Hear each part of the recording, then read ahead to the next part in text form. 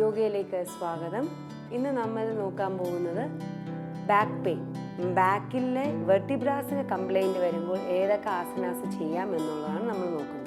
ആദ്യം നമ്മൾ ചെയ്യാൻ പോകുന്ന ഭുജംഗാസന, അതിനുശേഷം നമ്മൾ ചെയ്യാൻ പോകുന്ന ഉഷ്ട്രാസന. കൈകൾ രണ്ടും രണ്ട് വശത്തായിട്ട് വെക്കുക, നെറ്റി തറയെ തൊടിയിക്കുക. ഭുജംഗാസന ആദ്യത്തെ സ്റ്റെപ്പ് കൈ രണ്ടും തലയുടെ രണ്ട് വശങ്ങളിലായിട്ട് വെക്കണം. നമ്മളുടെ ചെവിയുടെ രണ്ട് വശങ്ങളിലായിട്ട് വെക്കുക. മുട്ട് രണ്ടും തറയെ തൊടിയിച്ച് വെക്കണം. ശ്വാസം എടുത്തുകൊണ്ട് വളരെ പതുക്കെ തല ഉയർത്തുക. അതിൻ്റെ ശേഷം നമ്മളുടെ ചെസ്റ്റ് ഉയർത്തണം. ഈ ലെവലിൽ വരുമ്പോൾ നമ്മൾ ശ്രദ്ധിക്കേണ്ടത് നമ്മളുടെ തോളും ഈ കൈയിൻ്റെ മുട്ടും ഒരേ ലെവലിലായിരിക്കണം. ഒരേ ലെവലായതിനു ശേഷം ഫ്രണ്ടിൽ കാണുന്ന ചെവര് അതിൻ്റെ മുകളിലോട്ട് നോക്കുക. കണ്ണടയ്ക്കണം. രണ്ട് തോളും ബാക്കിലോട്ട് സ്ട്രെച്ച് ചെയ്യണം. റിലീസ് ചെയ്യുമ്പോൾ ശ്വാസം വിട്ടുകൊണ്ട് കണ്ണ് തുറന്ന് മുകളിൽ കൂടി എങ്ങനെയാണോ നമ്മൾ മുകളിലോട്ട് ശ്രദ്ധ കൊണ്ടുപോയത് അതുപോലെ പതുക്കെ നമ്മൾ ശ്വാസം വിട്ടുകൊണ്ട് നേരെ ഫ്രണ്ടിൽ വരിക. ആ ബാക്കിലുള്ള കൺട്രാക്ഷൻ വിട്ട് സ്ട്രെച്ചിങ് വരും. അതിനുശേഷം ശ്വാസം വിട്ടുകൊണ്ട് വയറ്, നെഞ്ച്, നെറ്റി എന്ന ക്രമത്തിൽ താഴോട്ട് കൊണ്ടുവരണം. കൈ റിലീസ് ചെയ്ത് സ്വല്പ നേരം ഈ പൊസിഷനിൽ റിലാക്സ് ചെയ്യണം. വീണ്ടും ഇത് തന്നെ ഒന്നും കൂടി ആവർത്തിക്കണം.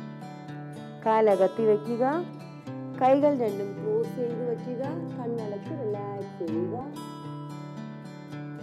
ബാക്കിൽ നമ്മൾ ഭുജംഗാസന ചെയ്യുമ്പോൾ മെയിനായിട്ടും അപ്പർ ബാക്കും മിഡിൽ ബാക്കിലുമാണ് ആ സ്ട്രെച്ചിങ് ഫീൽ ചെയ്യുന്നത്. ഇവിടെ നിന്നും നമ്മളുടെ കാലിലോട്ട് ആ സ്ട്രെച്ചിങ് വേദന പാസ് ചെയ്യും. അതും ശ്രദ്ധിച്ചുകൊണ്ടിരിക്കണം. ഇപ്പോൾ നമ്മൾ ചെയ്തത് ഭുജംഗാസന. ഭുജംഗാസനയിൽ നിന്നും എഴുന്നേറ്റ് ഇരിക്കാം. കാല് ചേർത്ത് വെച്ച് കൈ രണ്ടും രണ്ട് വശത്തായിട്ട് വയ്ക്കുക. വളരെ പതുക്കെ ശ്വാസം എടുത്തുകൊണ്ട് മുട്ടുമടക്കി ഹീൽസിൽ ഇരിക്കണം. ഇരുന്നതിന് ശേഷം മാത്രം കൈ മുന്നോട്ട് സ്ട്രെച്ച് ചെയ്ത് തല കുനിച്ച് വയ്ക്കുക. ഇങ്ങനെ കുനിച്ച് വെച്ചാൽ മാത്രമേ നടുഭാഗം നന്നായിട്ട് വളഞ്ഞിരിക്കത്തുള്ളൂ. ബട്ടക്സ് ഉയർത്തിക്കഴിഞ്ഞാൽ നടുഭാഗം വളയത്തില്ല. നടുഭാഗം വളഞ്ഞിരിക്കാൻ വേണ്ടിയിട്ട് ബട്ടക്സ് മാക്സിമം താഴ്ത്തി വയ്ക്കുക. ചിലപ്പോൾ താഴ്ത്തി വയ്ക്കുമ്പോൾ നമുക്ക് തല കുനിക്കാൻ പറ്റത്തില്ല. ഏതുവരെ തല കുനിയാമോ അതുവരെ മാത്രം കുനിച്ചാൽ മതി. വന്നതിന് ശേഷം പതുക്കെ തല ഉയർത്തുക. കൈ മേലോട്ട് കൊണ്ടുവന്ന് രണ്ട് വശത്തായിട്ട് റിലീസ് ചെയ്യുക. ഇനി അടുത്ത ആസനം നമുക്ക് ചെയ്യാം. ഇപ്പോൾ നമ്മൾ ഭുജംഗാസന ചെയ്തു. അടുത്ത നമ്മൾ ചെയ്യാൻ പോകുന്ന ഉഷ്ട്രാസന. മുട്ടുകുത്തി നിൽക്കുക. രണ്ട് കൈയും രണ്ട് വശത്തായിട്ട് വെക്കണം. വയ്ക്കുമ്പോൾ നമ്മളുടെ എല്ലാ വിരലും വെളിയിലായിരിക്കണം. രണ്ട് വശത്തായിട്ട് വയ്ക്കുക. എന്നിട്ട് ശ്വാസം എടുത്തുകൊണ്ട് വളരെ പതുക്കെ ബാക്കിലോട്ട് ബെൻഡ് ചെയ്യുക. ശ്വാസം എടുത്തുകൊണ്ട് തന്നെ നിവർന്ന് വരണം. അപ്പോൾ ആദ്യം ചെയ്യുമ്പോൾ നമുക്ക് ഇത്രയും ബെൻഡ് ചെയ്യാൻ പറ്റില്ല. ചെസ്റ്റ് മാത്രം ബെൻഡ് ചെയ്യുക. ഓരോ സ്റ്റെപ്പിനനുസരിച്ച് വയറും കൂടെ ബാക്കിലോട്ട് ബെൻഡ് ചെയ്യണം. ഫൈനൽ പൊസിഷൻ മെയിൻറ്റെയിൻ ചെയ്തിട്ട് ശ്വാസം എടുത്തുകൊണ്ട് നിവർന്ന് വരിക. നിവർന്ന് വന്നതിന് ശേഷം കാലുകൾ മുട്ട് രണ്ടും ചേർത്ത് വെച്ച് വീണ്ടും ശശങ്കാസനയിലോട്ട് ഇരിക്കുക. വജ്രാസനയിൽ നിന്നിട്ട് ഒരിക്കൽ കൂടി കൈ ഉയർത്തി പതുക്കെ ഫ്രണ്ടിലോട്ടൊന്ന് ബെൻഡ് ചെയ്യുക.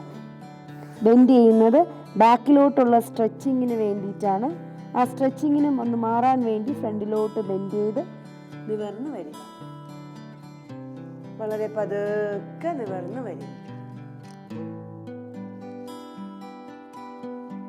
ഇപ്പോൾ നമ്മൾ ചെയ്തത് ഭുജംഗാസന, അത് കഴിഞ്ഞ് ഉഷ്ട്രാസന ചെയ്തു. അർദ്ധ ഉഷ്ട്രാസന. ഇതിന് രണ്ടിൻ്റെയും ഇടയ്ക്ക് നമ്മൾ കോമൺ ആയിട്ട് ചെയ്തതാണ് ശശങ്കാസന. എന്തിനാ ശശങ്കാസന ചെയ്തതെന്ന് വെച്ചാൽ നമ്മൾ ബാക്കിനെ നമ്മൾ ബാക്ക്വേർഡായിട്ട് ബെൻഡ് ചെയ്യുമ്പോൾ ഫോർവേഡ് ഒരു ബെൻഡിങ് നമ്മൾ കൊടുക്കണം. അത് കോംപ്ലിമെൻ്ററി ആയിട്ട് വരേണ്ടതാണ്. അതിന് വേണ്ടിയിട്ടാണ് നമ്മൾ ഫ്രണ്ടിലോട്ട് ഒരു കോംപ്ലിമെൻ്ററി ആയിട്ട് ശശങ്കാസന ചെയ്തത്.